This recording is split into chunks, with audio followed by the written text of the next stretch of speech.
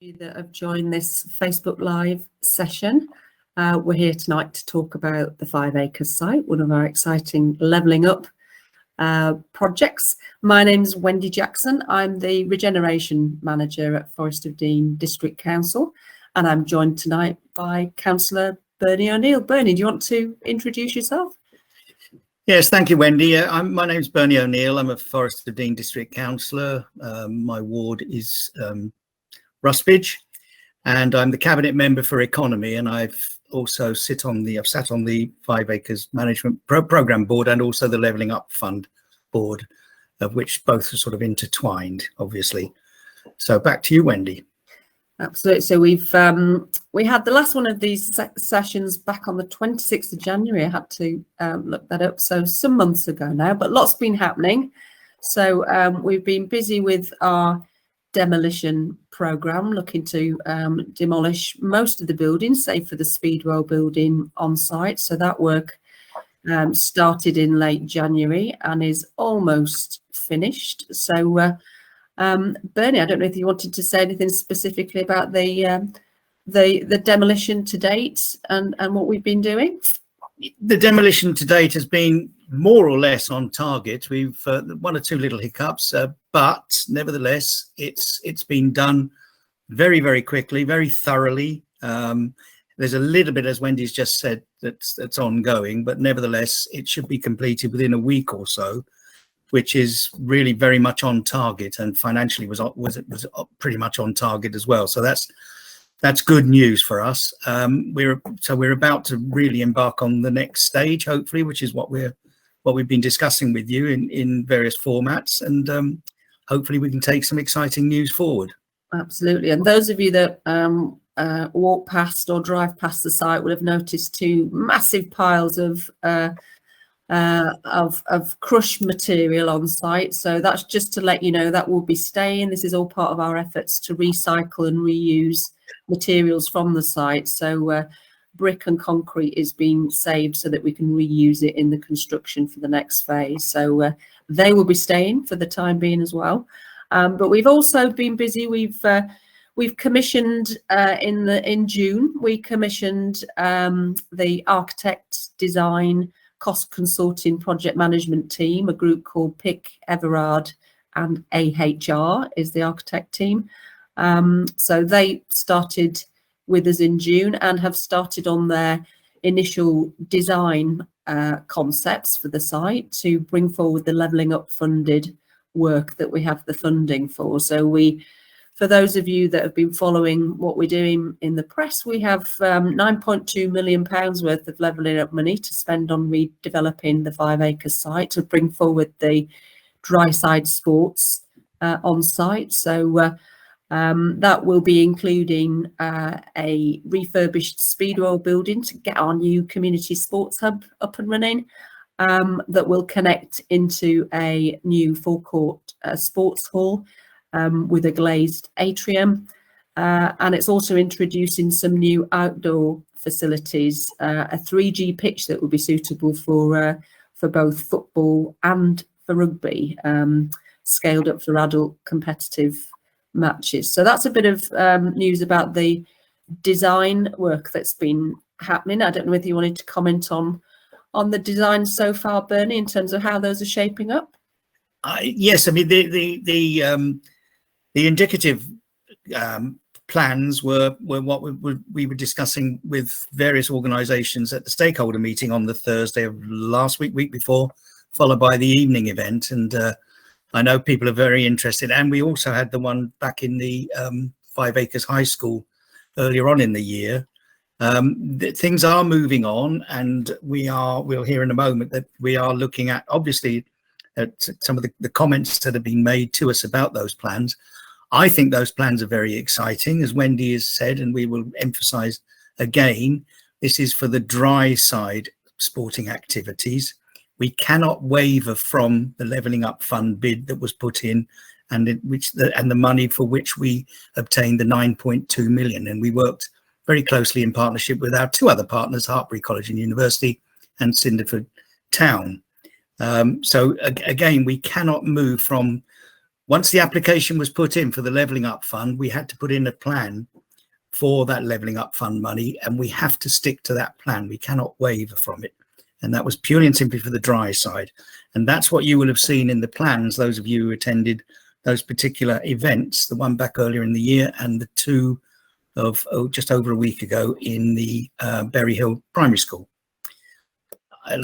Wendy? Yeah, great. So we've collected lots of questions through that initial engagement session.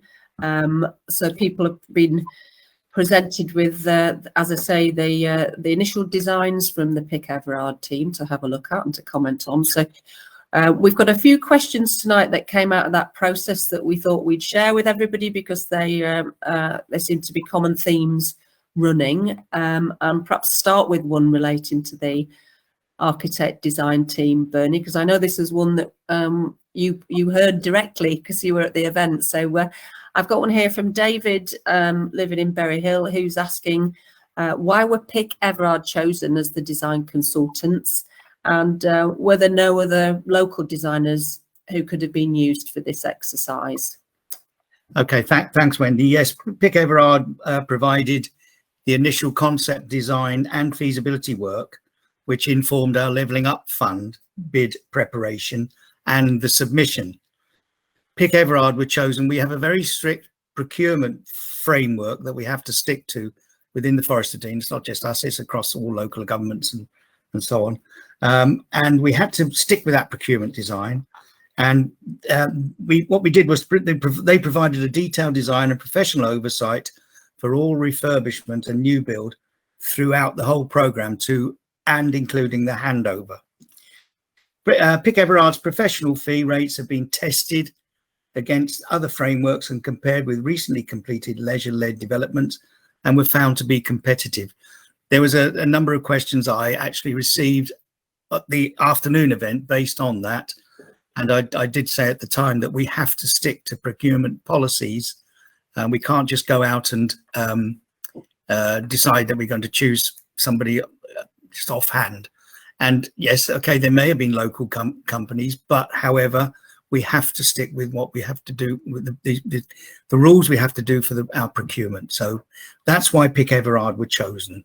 Thank you, Wendy. Thank you, Bernie. That's really comprehensive. I hope that answers David's question on that. Thank you, and others that were at the event. So another one that came up, I think I've got Julie from Cinderford that's specifically flagged this one for us, but it's been raised several times over in the survey that we completed before the event as well. Julie's asking, the site plans that we shared do not show a swimming pool or a theatre. And she's asking, will there be space for the arts at the new site? And why haven't we included a pool within these designs at this time? Okay, thanks, Wendy. And Julie, I hope I can help you here. The Levelling Up Fund submission that we put in didn't include a pool, as I've said a couple of times already, and Wendy's indicated as well. This was a dry side project. The council approved the business case for the site, including the dry side sports leisure provision only, as pools are costly to build and operate. Also, there's the operating costs that we had to take into account and would have affected the overall viability of the scheme. We were only allowed to bid for 20 million. We had to really go into partnership with other organisations, such as Hartbury College and University, and I'm pleased we did, and also Cinderford.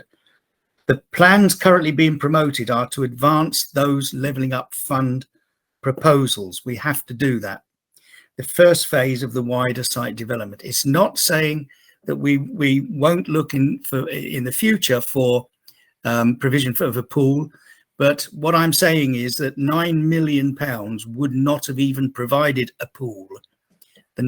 Just over £9 million that we've received from the Levelling Up Fund will give us what we want from the proposals that we put in for the bid, but the Levelling Up Fund would not even have covered the pool itself. We're looking at something in the order of £15 million plus to provide a pool.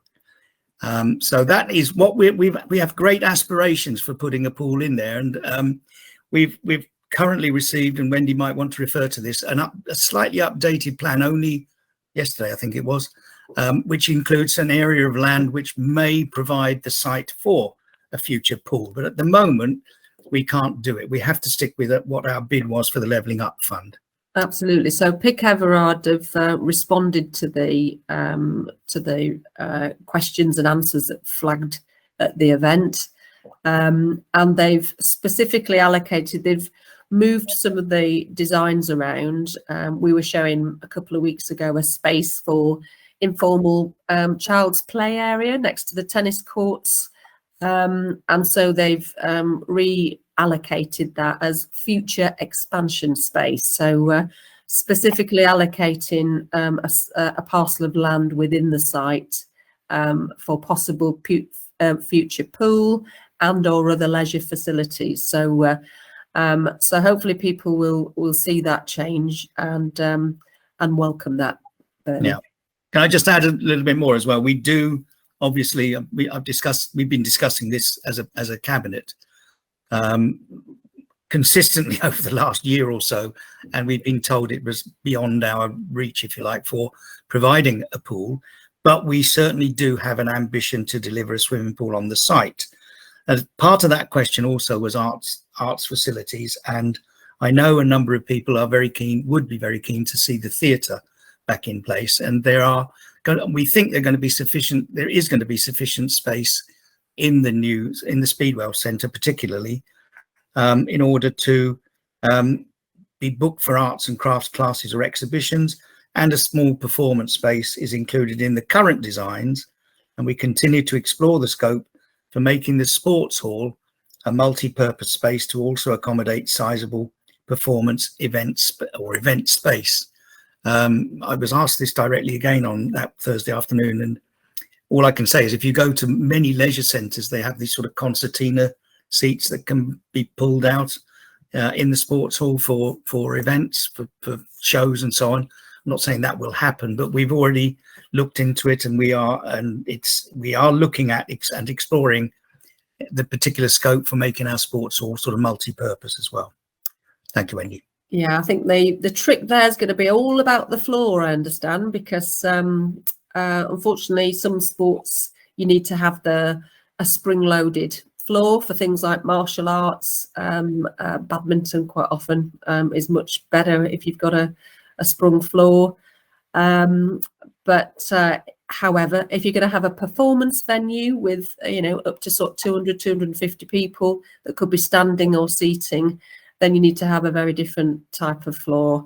Having people come to a gig or dancing in that space could easily trash a spring-loaded floor very quickly. So there will need to be compromises about how we look at that. But it is something I want to assure people that we will be looking at. Yeah. Okay, fabulous. All right. Well, we've got another question that came out again during the recent engagement. I think this was captured from Ryan, who lives in Lydney, and he's asking a specific question about once this first phase of development is completed, who will actually own the site, and will it be council owned? And I think there's a distinction there, isn't there, Bernie, about who owns which bits of the wider site. So over to you. Yeah, there is a distinction. You will have I think all of you know now that we paid £1 for the college site, and that is now in our ownership. But West Dean Parish Council own the sports field. They paid £1 for the sports field. So the council at the moment own the land where the former further education college and the leisure centre site stood, but West Dean Parish Council own the playing fields to the north. And as it is at the moment, land ownership will remain the same. It will be the sports area will be owned by West Dean Parish Council, and Forest Dean District Council will own the site on which the new leisure facilities will be built. So that's where it is at the moment, and that's where it will be for the future. And both of us paid £1. I don't think they've actually taken our £1, Wendy, but I think you finally have, Bernie. Have they? Oh. Yeah. because change. In addition to the pound, we also bought the security fencing as well at the same time. So they did actually bill us for that, believe it or not. So yes, I've got documentary proof. Oh, okay, so I think we're getting just to skip back. We're getting another question. Just to go back to this point about the how we're going to use the new forecourt sports hall and whether we can get the balance right for a mix of uses. We're just getting a question coming through now as we've been speaking, and that's somebody concerned about the sports hall perhaps being great for sports, but not necessarily great for drama, performance, where you need specialist lighting and acoustics, to make sure that you've got the right environment to be able to perform. And that comes from I think it's Georgie Golden who's flagging that one, if I'm pronouncing that correctly. So I think all we can say perhaps to that, Bernie, is that it's a work in progress. We will, as part of looking at this multiple use, we will need to look at how both can work effectively, how we can build in some form of seating that's going to be easy to bring into the space for any seated gigs or performances, and also to think about staging and potentially space for people, dressing room space, as well as a specialism, or whether that's all linked into the existing changing rooms that we're looking to design. So please be assured we will be looking at how multi-purpose we can make the new sports hall facility. Yeah, and thanks for your question, Georgie. Thank you. So then there's another question we've got from Amy in Colford, who's interested in the role that Hartpury University and Hartpury College are going to play at the 5 Acres site. Amy's just asking how and why are Hartpury involved, and would the space that they're going to be used not be better saved for other community uses? Yes, I'm actually very pleased with the way in which we built a relationship with Hartpury College and University. What you've got to remember is that Hartpury College and University is the Forest of Dean's University and the Forest of Dean's College. They're actually in our boundaries, although they're just a few miles out of Gloucester. They do belong to the Forest of Dean. And for the last couple of years or so, we've been working very closely with them on a number of things. And it sort of transpired that at the same time we were looking at how we could build these relationships, the Levelling Up Fund bid or the applications landed on our laps, and we needed to look at the way in which we could use and work with other people within the area, other organisations within our district. And so Hartpury College and University got on board with us quite early on, and they're very keen to use the facilities as a signpost for young people in the Forest of Dean to use their facilities, to go to the college and go to the university, rather than leave the Forest of Dean, go elsewhere and not come back. They're very keen on providing the facilities to do that. And I think this is actually an exciting project. Also, alongside that, I was working with one of their officers over there, and they've got some exciting opportunities for their students. They're just starting a post-grad scheme for students, and their students will need to work in communities, and this will give them the opportunity to develop their skills. And bear in mind that if you know anything about Hartpury College University, they're very sport orientated, and Gloucester Rugby Club, Hartpury College, Hartpury Rugby Club is in the championship now. Their Gloucester Rugby Club use the facilities. I think the Cheltenham Town Football Club, but they're building a fantastic sporting base, and I think it's something like 11 or 12 of the current England and Welsh and Irish international, and Scottish, I better mention them, are from Hartpury College and British Lions. But they're very keen to get their postgrads involved in development in and around our communities, and also their other students. But it's not just about that. They're going to be focusing on not just sport, but business management courses, in the first instance as well. It will encourage, we hope they will encourage youngsters to use those facilities in order to, as I've mentioned the word, signpost them to go and join in and use the facilities and go to the university and go to the college for either further education or higher education.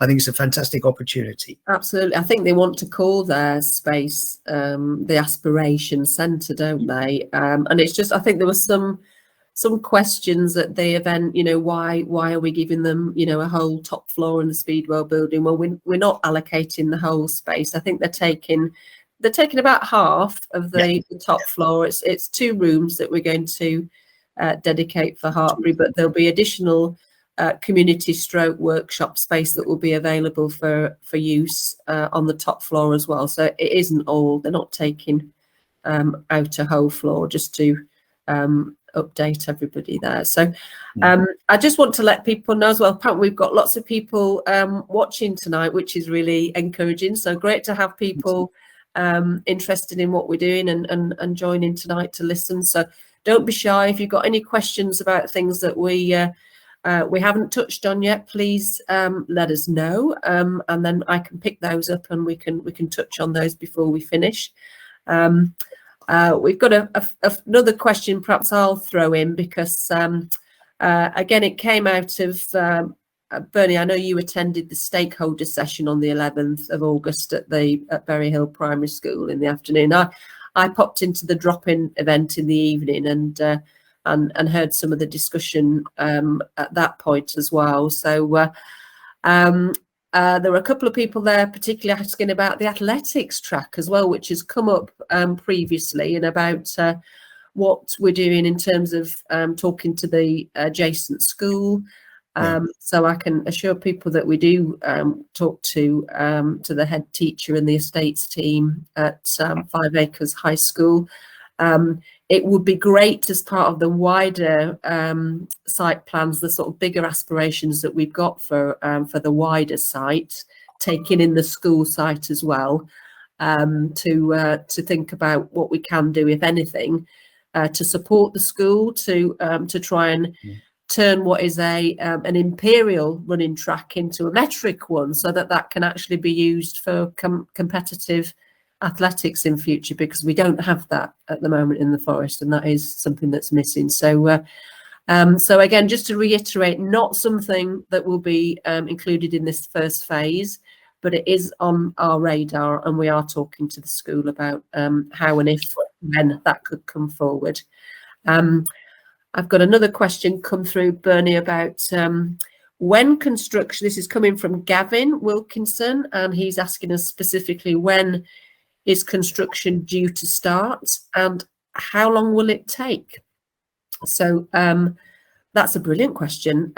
So at the moment, perhaps I'll answer that in 2 parts, Bernie, because I think it's unfair to throw that one over to you, because we've not got as far as talking about potential timelines yet.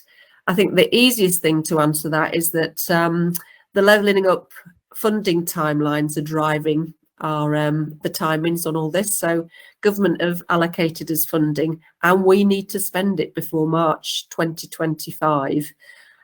So in terms of stepping back from that date, we're looking to submit a pre-application planning application before the end of this month in August to the council to get these designs that we've been talking about registered, so that we can start to, as a local planning authority, we can start to consult upon those and talk to people like the county council about the highways access and the other statutory consultees that will need to see those designs. So we'll be doing a bit of pre-application before the full application is submitted and it goes live for the public to be able to see and comment on that. So that bit needs to happen first, and we're hoping to get that in with a fair wind late November, early December, to get the full planning application in. Now, we're talking as a project team about how we then bring forward the construction on site, and whether we look at doing a design and build package or a traditional procurement where we go out to identify against an agreed specification of work. So the design team that we've mentioned, Pick Everard, who will be not only working on the planning side of things, we'll also be putting a cost specification for us together over the next few months.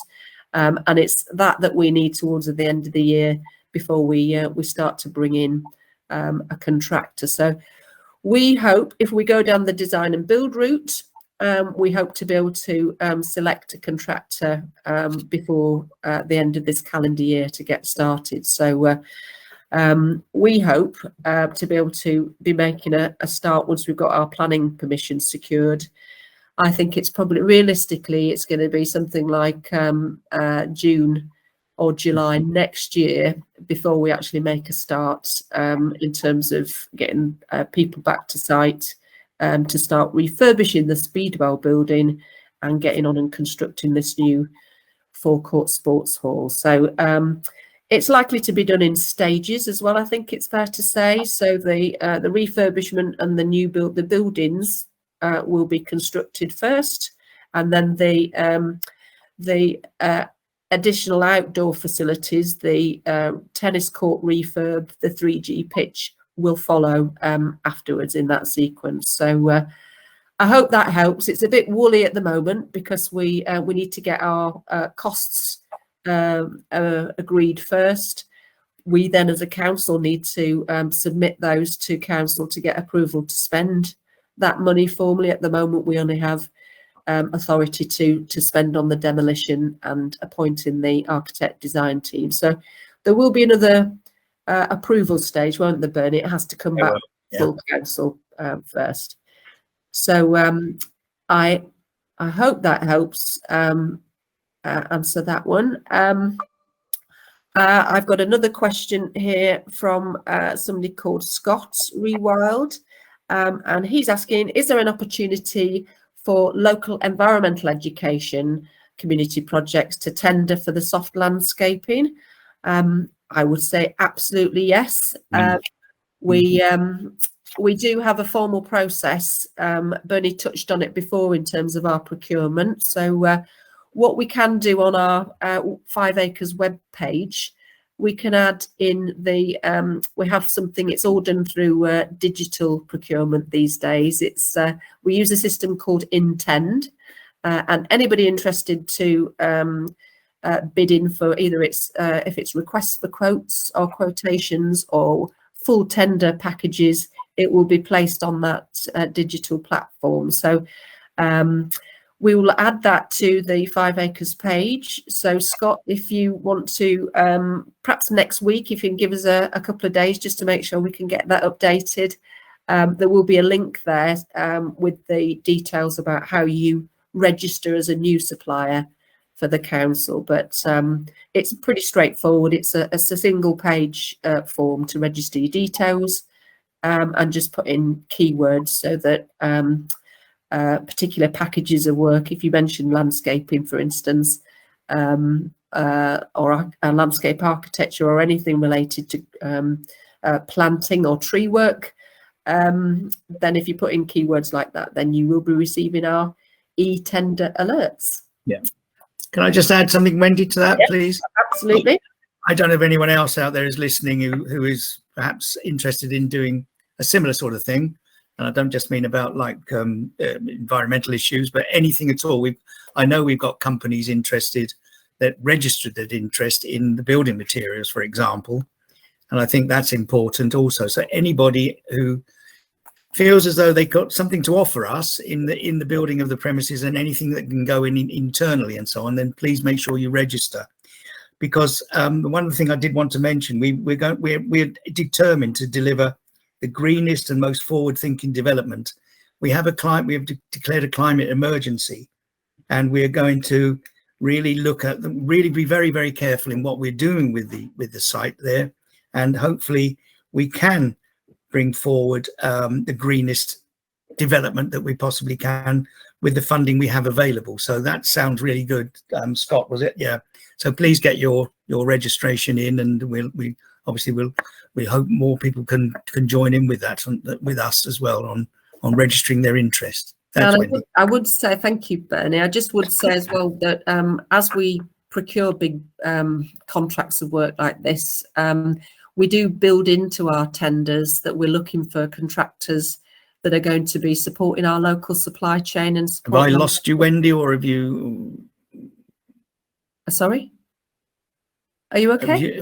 Did you not hear anything? Can you? Anyone hear? Not hear me? Yes, no, we can hear you. I can hear you fine, Bernie. Can you hear me? I'm not sure if you Wendy? can hear me.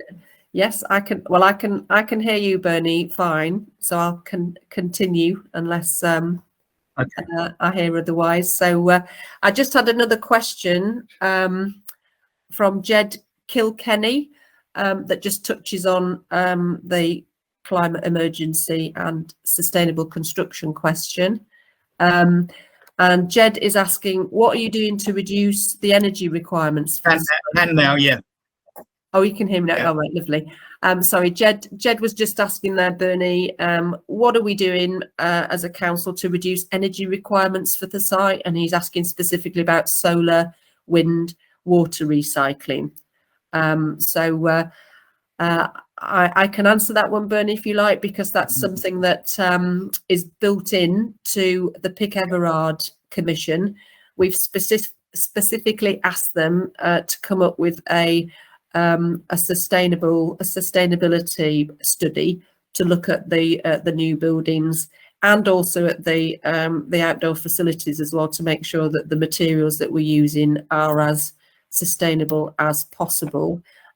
So yeah, I think we've called it a net zero study, to be strictly accurate. So that is something that the consultants are tasked to do, and we will be we've asked to look at options that will flow from that to see how we can make sure we future-proof.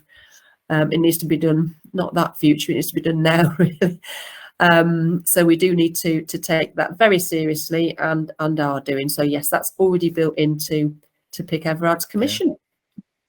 So we've had a great taster there. I think it sounds like there's appetite, Bernie, to do more of these sessions. So it's some time since we did the last one back in end of January. So we'll perhaps try another one just to keep people posted. So thank you. I'll wrap up now. If anybody does have any questions, please leave those and register those on Facebook. Our wonderful communications team will record all those for me, and we can get back to you with answers to those.